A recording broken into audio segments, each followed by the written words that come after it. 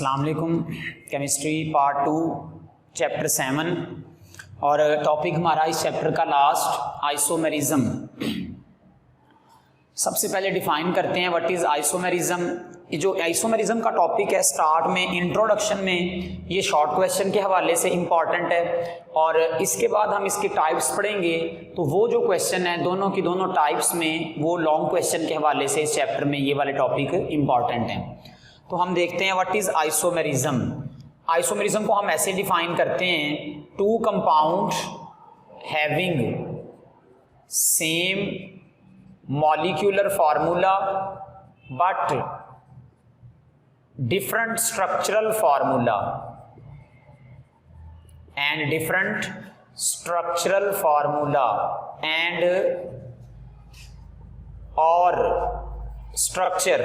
दो कंपाउंड्स जिनका molecular formula same है उनका स्ट्रक्चर या स्ट्रक्चरल फार्मूला जो है वो डिफरेंट है, ऐसे दो आइसोमर, इन दोनों को हम आपस में बोला करते हैं, ये क्या कहलाते हैं, एक दूसरे के आइसोमर। और फिनोमिना का जो है, फिनोमिना को क्या बोला करते हैं, आइसोमेरिज्म। देखिए आइसो मीन क्या होता है, सेम, और मर मीन हम यहाँ लिखते हैं यूनिट। ठीक है, इसका मीनिंग आपने ये समझना है कि दो डिफरेंट कंपाउंड्स होंगे, ठीक है, या उनका मॉलिक्यूलर फार्मूला जो है वो क्या होगा, सेम होगा, और उनका स्ट्रक्चर जो है वो आपस में क्या होगा, डिफरेंट होने पर ये क्या बनेंगे, आइसोमर बनेंगे। अब देखिए आइसोमर हम बनाएंगे कैसे कि कैसे उनका स्ट्रक्चरल फार्मूला जो है वो डिफरेंट है। तो हम आइसोमेरिज्म को वो कहता है दो तरह से क्या कर देते हैं, क्लासीफाई कर देते हैं। एक हमारे पास टाइप्स आती है जिसमें आइसोमर जनरेट होते हैं when we differ connectivity of the atoms. हम एक कोई मॉलिक्यूल लें, उस मॉलिक्यूल के अंदर क्या करें, एटम की कनेक्टिविटी डिफरेंट कर दें, तो ऐसा जो आइसोमर हुआ करता है उसको क्या बोला करते हैं, स्ट्रक्चरल आइसोमर। एक दूसरी टाइप है जिसमें के कनेक्टिविटी जो है एटम की वो सेम रहे, क्या चेंज आए, पोजीशन ऑफ द एटम और group of the atom in a space. ठीक है, वो क्या हो जाए, डिफर हो जाए। तो दो चीजें हमने लिखी कि आइसोमर जनरेट कैसे होते हैं, कि एक तो एक मॉलिक्यूल के अंदर एटम की या ग्रुप ऑफ एटम की कनेक्टिविटी डिफर कर दें तो हम इन आइसोमर को क्या बोलते हैं, स्ट्रक्चरल। और दूसरा हमने क्या लिखा, ऐसे आइसोमर होंगे जिसमें आप पोजीशन ऑफ द एटम जो है वो डिफर करें, ग्रुप ऑफ द एटम उनकी पोजीशन डिफर कर दें, ठीक है, उनकी कनेक्टिविटी सेम रहे, ऐसे आइसोमर को क्या बोलेंगे, स्टीरियो आइसोमर। यहाँ जो स्टीरियो का वर्ड है इसका मीनिंग ही क्या है, स्पेस। ऐसे आइसोमर जिसमें पोजीशन या एटम की पोजीशन चेंज हो जाए उसकी वजह से हमारे पास क्या होंगे, स्पेस आइसोमर और स्टीरियो आइसोमर होंगे। इसकी तो हम यहाँ टाइप्स पढ़ेंगे जब हम आगे देखेंगे कितनी टाइप्स हैं। इसी तरह से स्टीरियो आइसोमर जो होंगे उनके भी हम टाइप्स देखेंगे वो कितनी टाइप्स के हैं। तो ये हमारे पास दो मेन इनकी क्या हो जाएंगी, क्लासिफिकेशन हो जाएंगी। हम यहाँ से जो नंबर 1 पे हमने आइसोमर लिखा है, स्ट्रक्चरल आइसोमर, जरा इसको समझते हैं कि ये किस तरह से बनेंगे। देखिए ये मेरे पास फर्ज करें हमने दो कार्बन फर्ज कर लें, एक ये कॉर्नर है एक ये कॉर्नर है, और हमने यहाँ पर ना कोई एक ग्रुप लगाया हुआ है, ये हमारे पास कोई एक एटम है या ग्रुप ऑफ दी एटम है। देखें वो इस कार्बन पर यहां पर लगा हुआ है, हम क्या करें, इसको यहां से उठाएं और इसको उठाकर यहां लगा दें। तो देखें ये पहले इधर इस कार्बन पर कनेक्टेड था, हमने इस कार्बन से हटाकर इसको इस कार्बन पर कनेक्ट किया। इसका मतलब क्या होगा कि कनेक्टिविटी ऑफ दी एटम और ग्रुप ऑफ एटम को हमने चेंज किया है। तो इसके चेंज करने से ऐसा आइसोमर हमारा क्या कहलाएगा, स्ट्रक्चरल आइसोमर कहलाएगा। ठीक है, हम हाइड्रोकार्बन सबसे सिंपलेस्ट हाइड्रोकार्बन जो कि हम अल्केन की बात करें तो उसमें जो स्ट्रक्चरल आइसोमर शो करता है मॉलिक्यूल वो है C4H10, जिसका नाम क्या है IUPAC में अगर हम लिखें तो ब्यूटेन। ये हमारे पास मॉलिक्यूल है जिसको हम सिंपली क्या कहा करते हैं, ब्यूटेन बोला करते हैं। इससे नीचे जब हम बात करें कार्बन को, कार्बन 3 वाला मॉलिक्यूल देखें, 2 वाला देखें, 1 वाला देखें, तो उनके अंदर स्ट्रक्चरल आइसोमर नहीं पाए जाएंगे, क्योंकि कनेक्टिविटी ऑफ द एटम्स उनके अंदर डिफरेंट करने से डिफरेंट मॉलिक्यूल जो है दूसरा जनरेट नहीं होता। देखें इसका मतलब क्या है, एक ऐसा मॉलिक्यूल होगा जिसमें ये ग्रुप इधर लगा है, आप इसी का एक और मॉलिक्यूल देखेंगे जिसमें ये इधर लगा होगा, तो दोनों में अगर देखें चीज डिफरेंट क्या है, दोनों में एटम वही हैं, उनकी तादाद वही है, मतलब मॉलिक्यूलर फार्मूला वही है, सिर्फ आप उसकी कनेक्टिविटी क्या कर रहे हैं, चेंज कर रहे हैं। तो इसलिए हम उनसे दो डिफरेंट कंपाउंड्स हमारे पास बनेंगे और ये दोनों एक दूसरे के क्या कहलाएंगे, आइसोमर कहलाएंगे। तो वो कब है, जब कार्बन की तादाद हमारे पास क्या हो जाए, 4। देखें ये मैंने ब्यूटेन लिखा, CH3 CH2 CH2 CH3। आप अपनी तरफ से समझने के लिए इसको कार्बन नंबर 1, इसको 2 3 और ये 4 कर दें।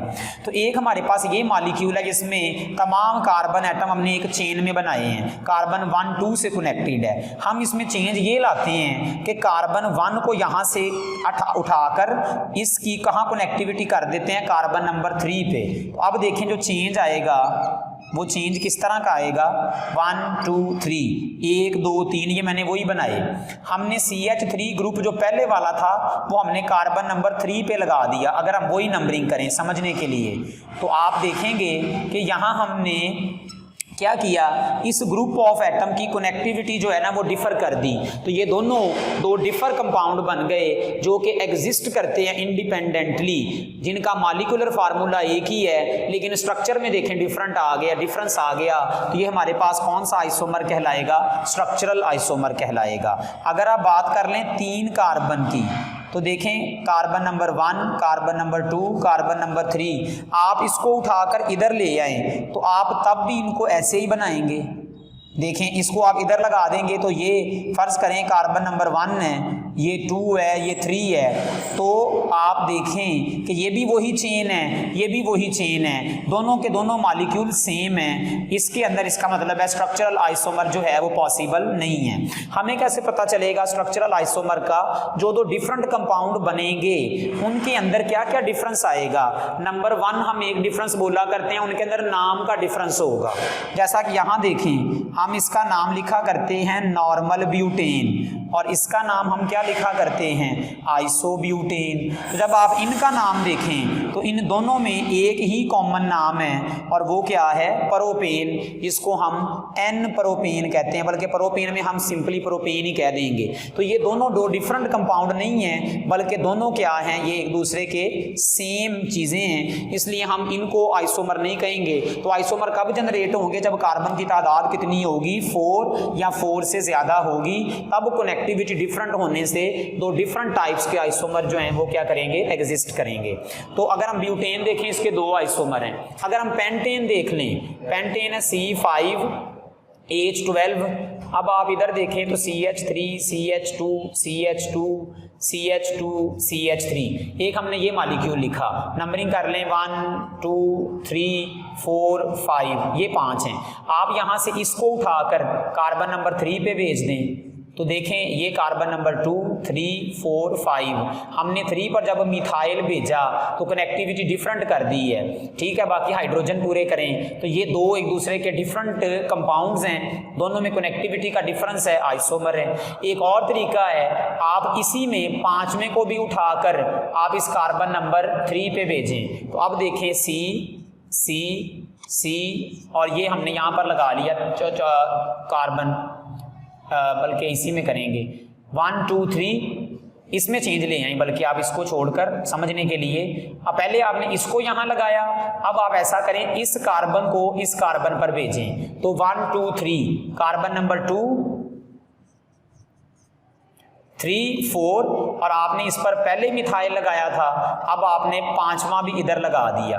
ये नंबरिंग आपने नहीं करनी, ये मैं समझाने के लिए बता रहा हूँ। तो देखें इसमें भी कनेक्टिविटी डिफरेंट हो गई, ठीक है। ये देखें 5 कार्बन 4 से अटैच थी, अब 5 किससे अटैच है, 3 से। यहाँ देखें कार्बन नंबर 1 2 से अटैच थी, यहाँ कार्बन नंबर 1 किससे अटैच है, 3 से। तो कनेक्टिविटी डिफरेंट होने से आइसोमर जो हैं वो दो डिफरेंट कंपाउंड बन रहे हैं, ये आपस में क्या कहलाएंगे, आइसोमर। देखिए नाम डिफरेंट होगा, इसका नाम है नॉर्मल पेंटेन और इसका नाम है आइसोपेंटेन और इसका नाम क्या है, नियोपेंटेन। तो ये तीन हमारे पास पेंटेन के क्या हो गए, आइसोमर। इसका मतलब हम ये लिख सकते हैं कि अगर नंबर ऑफ कार्बन इंक्रीज करेंगे तो नंबर ऑफ पॉसिबल आइसोमर भी क्या करेंगे, इंक्रीज करेंगे।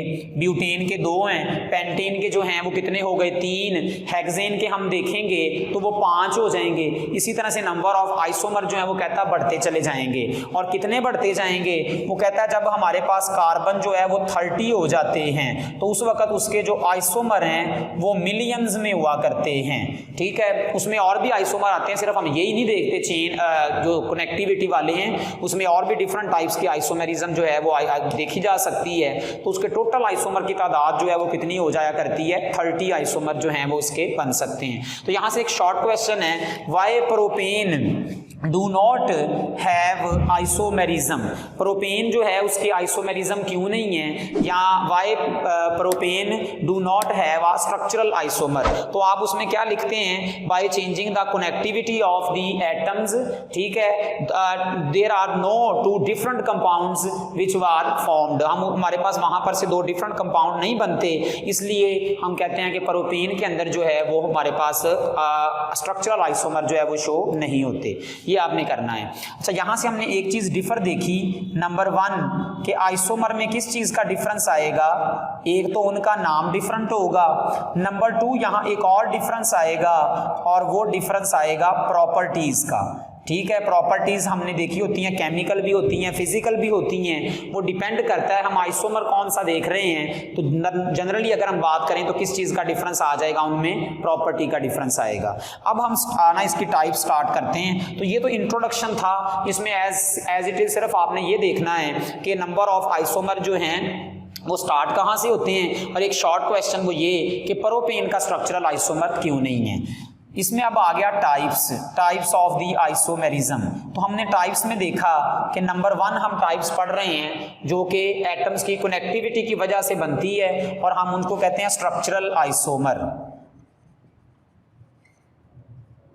स्ट्रक्चरल आइसोमर, तो स्ट्रक्चरल आइसोमर कैसे होते हैं, these are the isomers which are generate due to the difference in the structure. और स्ट्रक्चर में किस वजह से डिफरेंस आता है, due to the connectivity which will be different. और वो कनेक्टिविटी एटम्स की भी हो सकती है, या आप अगर इनमें बात करेंगे तो ग्रुप ऑफ एटम्स की भी कनेक्टिविटी क्या हो सकती है, डिफरेंट हो सकती है। जहां उसको कनेक्टिविटी के साथ साथ उसने बुक वाले ने ऐसे एक वर्ड यूज किया है, अरेंजमेंट ऑफ द एटम्स।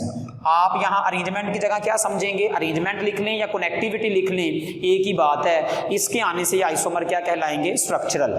अब स्ट्रक्चरल आइसोमर की डिफरेंट टाइप्स हैं, जिसमें नंबर 1 जो हमारे पास टाइप्स आती है उस टाइप्स को बोला करते हैं चेन आइसोमर। ठीक है, चेन आइसोमर क्या होंगे, देखें आइसोमर मीन हमने लिखा, आइसोमर का मतलब ये 2 डिफरेंट कंपाउंड्स होंगे। ठीक है, और वो किस वजह से डिफर होंगे, उससे पहले वर्ड आ रहा है चेन का।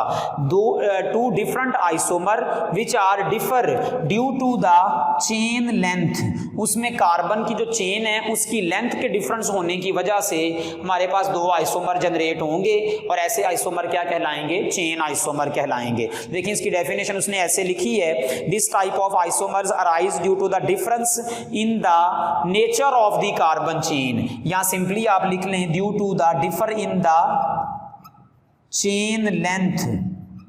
ठीक है, वो चेन लेंथ के चेंज होने से 2 डिफर आइसोमर हमारे पास आ जाएंगे, और ऐसे आइसोमर कहलाएंगे चेन आइसोमर। इसकी हम एग्जांपल लिख लें, यही जो अभी हमने देखी कि आप ब्यूटेन को 2 तरह से लिख सकते हैं।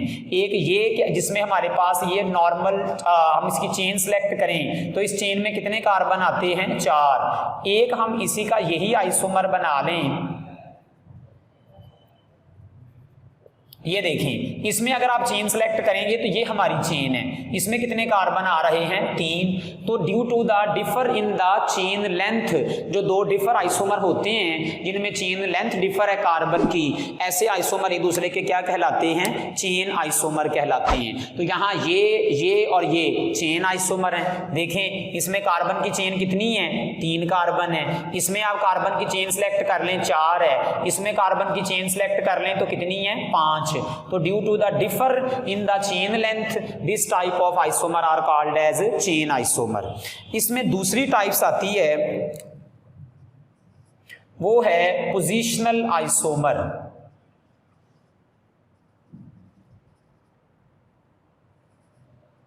आप देखें आइसोमर मीन के यहाँ इसको आइसोमेरिज्म कह लें, फिनोमिना का नाम आइसोमेरिज्म है। आइसोमर मीन दो डिफरेंट कंपाउंड होंगे। अब वो किस वजह से डिफर होंगे, इसके पहले वर्ड आ रहा है पोजिशनल, ठीक है, इसको हम जरा समझते हैं। वो कहता है, इसको हम ऐसे डिफाइन करते हैं पोजिशनल आइसोमर्स को, this type of isomerism arise due to the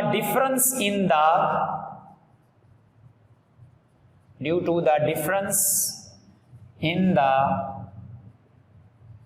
position of the functional group, due to the position of the functional group on carbon chain। हम कार्बन चेन लिखेंगे मॉलिक्यूल की, उसके ऊपर कोई ना कोई फंक्शनल ग्रुप लगा होगा। मतलब ये वाला आइसोमर किन के अंदर पाया जाएगा, जिनके अंदर कोई ना कोई फंक्शनल ग्रुप मौजूद हो। इसके अंदर तो हम सिंपली इनको फंक्शनल ग्रुप से डिफाइन नहीं करते, हम कहते हैं कि नॉर्मली जब कार्बन की वैलेंसी सिंगल बॉन्ड सेटिस्फाई होती है तो उसको हम अल्केन कहते हैं। इसके बाद हम फंक्शनल ग्रुप को डिफाइन करते होते हैं, वो कैसे कि डबल बॉन्ड आ जाए, ट्रिपल बॉन्ड आ जाए, इसके अलावा एटम या ग्रुप ऑफ एटम जिससे कंपाउंड की नई प्रॉपर्टी बने। आपने पढ़ा उस डेफिनेशन को हम क्या कहते हैं, उसको ग्रुप को हम क्या बोला करते हैं, फंक्शनल ग्रुप बोला करते हैं। तो ये उन कंपाउंड्स में पाए जाएंगे जिनमें कोई ना कोई फंक्शनल ग्रुप मौजूद होगा, जैसा कि हाइड्रोक्सल फंक्शनल ग्रुप है, क्लोरीन फंक्शनल ग्रुप है, COCH3 एसाइल फंक्शनल ग्रुप है, कार्बोक्सल फंक्शनल ग्रुप है। ये सारे क्या होते हैं, फंक्शनल ग्रुप। तो फंक्शनल ग्रुप की कहता है पोजीशन के चेंज होने से कार्बन चेन के ऊपर जो आइसोमर बनेगा वो पोजिशनल आइसोमर होगा। इसकी सिंपल एग्जांपल जो कि आपकी बुक में भी दी गई, ये दी गई है। अगर आप इसका नाम लिखें तो इसका नाम है नॉर्मल प्रोपाइल क्लोराइड, ठीक है, ये हमारे पास कॉमन नेम है। इसमें फंक्शनल ग्रुप किस कार्बन पर लगा है, फर्स्ट कार्बन पर। अगर आप नंबरिंग कर लें तो ये 1 2 3 आईयूपैक के हवाले से फर्स्ट कार्बन पर है। आप क्या करें, इस क्लोरीन को यहां से उठाकर किधर लगा दें, दूसरी कार्बन पर। तो देखें CH3 CH Cl into CH3। अब देखें दोनों के अगर हम देखें तो इनका मॉलिक्यूलर फार्मूला जो है वो सेम है, लेकिन इनमें सिर्फ चेंज किस चीज का आया कि यहाँ फंक्शनल ग्रुप जो है वो कार्बन नंबर 2 पर है और इधर फंक्शनल ग्रुप किस कार्बन पर है, 1 पर। तो due to the difference in the position, functional group की पोजीशन चेंज हुई कहां पर, कार्बन चेन पर। तो ये दोनों आइसोमर एक दूसरे के क्या कहलाएंगे, पोजीशनल आइसोमर कहलाएंगे। अगर आप इसका नाम लिखें आईयूपैक में तो इसका आईयूपैक में नाम है 2 क्लोरोप्रोपेन और इसका नाम क्या है 1 क्लोरोप्रोपेन, ये आईयूपैक में नाम है। ऐसे इसकी एक और एग्जांपल ले लें, CH3 CH2 CH double bond CH2। आप इसका नाम लिखें आईयूपैक में तो ये है 1 ब्यूटीन। यहाँ ये फंक्शनल ग्रुप है, यहाँ फंक्शनल ग्रुप किस कार्बन पर है, आप नंबरिंग करें तो ये नंबरिंग का इसमें रूल है 1 2 3 4। फंक्शनल ग्रुप हम यहाँ से डिजाइन करते हैं कि कार्बन नंबर 1 से असाइन करेंगे कि डबल बॉन्ड कार्बन नंबर 1 और 2 के दरमियान है। आप इसी का एक और आइसोमर बनाएंगे, वो क्या कि 4 कार्बन है, लेकिन अब हमने डबल बॉन्ड कहाँ लगा लिया है, कार्बन नंबर 2 और 3 के दरमियान। तो देखें यहाँ का डबल बॉन्ड कहाँ है, कार्बन नंबर 1 और 2, यहाँ कहाँ चला गया है, कार्बन नंबर 2 और 3। तो position of the functional group carbon chain में चेंज हुई, ये आइसोमर भी क्या कहलाएगा, पोजीशनल आइसोमर कहलाएगा। तो ये हमारे पास आइसोमेरिज्म आ जाती है पोजीशनल में। इसी तरह से नंबर 3 में आइसोमर आता है functional group isomer. Functional group isomer क्या होगा? दिस टाइप ऑफ आइसोमर यानी कि दो डिफरेंट कंपाउंड्स होंगे विच आर डिफर, ये नाम से जाहिर है किस वजह से डिफर होंगे, due to the functional group, कि उन दोनों आइसोमर में फंक्शनल ग्रुप भी डिफरेंट हो जाएगा। तो ऐसे आइसोमर क्या होंगे? फंक्शनल ग्रुप, लेकिन उनका मॉलिक्यूलर फार्मूला सेम होगा। देखें एग्जांपल C2H6O, आप इसको दो तरह से ड्रॉ कर सकते हो इस मॉलिक्यूलर फार्मूला को स्ट्रक्चर वाइज। एक ये तरीका है कि कार्बन दो है तो कार्बन कार्बन का बॉन्ड बनाएं और उसके एंड पर किसका बना लें? ऑक्सीजन का। अब आप वैलेंसी पूरी करें तो यहाँ 3 आएंगे, यहाँ 2 हाइड्रोजन, ऑक्सीजन 2 बॉन्ड बनाती है तो 1 आएगा। ये देखें ये हमने लिखा, ये आ गया मॉलिक्यूल और इसका नाम हम फैमिली नेम क्या लिखते हैं? इन कंपाउंड को कहते हैं अल्कोहल, जिसका अगर हम IUPAC में नाम लिखेंगे तो आप लिखेंगे एथानोल। इसी को आप ऐसे भी बना सकते हो, इसी मॉलिक्यूलर फार्मूला को दूसरा स्ट्रक्चर इसका ड्रॉ करने का ये कि आप ऐसे ड्रॉ कर लें। देखिए कार्बन 2 है, हाइड्रोजन 6 है, ऑक्सीजन 1 है। अब इसको आप फैमिली नेम देते हो ईथर का, जिसका नाम क्या है कॉमन में? डाई मिथाइल ईथर, ये नाम है। अब मॉलिक्यूलर फार्मूला सेम है लेकिन फंक्शनल ग्रुप डिफरेंट है। कैसे? इसमें फंक्शनल ग्रुप है ईथर, इसमें फंक्शनल ग्रुप है अल्कोहल। तो फंक्शनल ग्रुप के डिफर होने से आइसोमर का जनरेट होना, ऐसे दो आइसोमर क्या कहलाएंगे आपस में? फंक्शनल ग्रुप आइसोमर कहलाएंगे।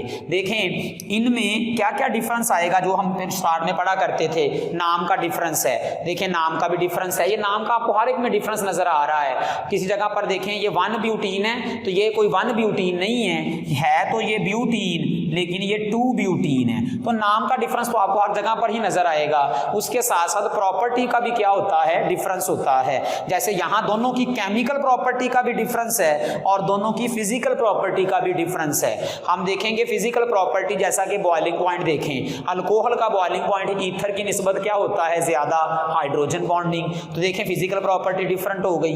आप केमिकल प्रॉपर्टी आगे जाकर रिएक्शन पढ़ेंगे कि ये रिएक्शन करती है सोडियम मेटल से, ये रिएक्शन नहीं करती।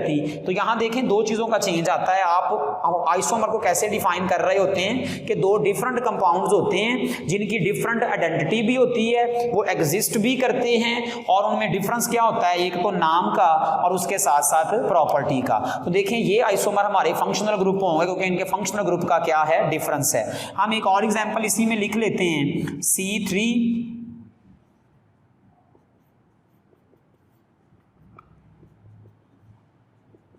इसमें हाइड्रोजन आएंगे C3H7 और इसमें एक आ जाएगा ऑक्सीजन। ये मैंने एक मॉलिक्यूलर फार्मूला लिखा है। अब इसको आप स्ट्रक्चर वाइज दो तरह से लिख सकते हैं। एक हमने ये स्ट्रक्चर लिखा और एक इसी का ये स्ट्रक्चर भी आ जाएगा, 6 आएगा यहाँ पे। ये देखें ये स्ट्रक्चर है, दोनों में कार्बन जो है 3 है, हाइड्रोजन 6 है और एक ऑक्सीजन है। अब इस मॉलिक्यूल को अगर हम फैमिली नाम दें तो ये कंपाउंड होते हैं एल्डिहाइड, और इनको फैमिली नाम दें तो ये कंपाउंड होते हैं कीटोन।